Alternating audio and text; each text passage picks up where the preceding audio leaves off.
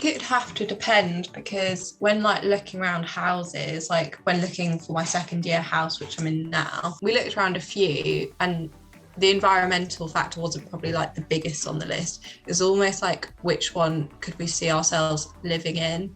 So if I could see myself living in a house and it had the added benefits of like solar panels, then I would be prepared to pay more. Depends on when the building was built. If something I felt like, oh, well, this was kind of built before the era of when sustainable buildings mattered, then I don't expect it from it.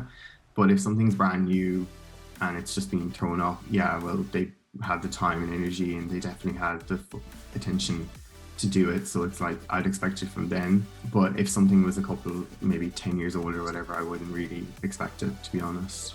Accommodation, I don't think it particularly matters. I'm in there for 10 months. It's not something that would bother me. I would love if the building was sustainable, but if it was a sticker price, I don't think I would pick it over something that was cheaper because it's only for the short term. But now when I'm looking at flats, I know that the impact, like a private flat, I know the impacts that these things have on bills, on the winter, things like that. So like now when I'm looking for a flat, I'm like looking at the windows, I'm looking at the radiators, I'm like, is there a thermostat, all these things, like smart energy meter, all these things. Like I am very conscious of those things now. Making that step to university, I didn't feel like I was marketed towards, in a sense that this is like the most sustainable kind of place to live, or this really promotes these environmental factors. But I think definitely if I was, when I was looking around, I think I would have lent towards somewhere that actually had that in mind. But honestly, when I was looking around, I didn't feel like that was the case at all. I didn't think that was kind of like the top of their priorities. But yeah, if they had done, I think I'd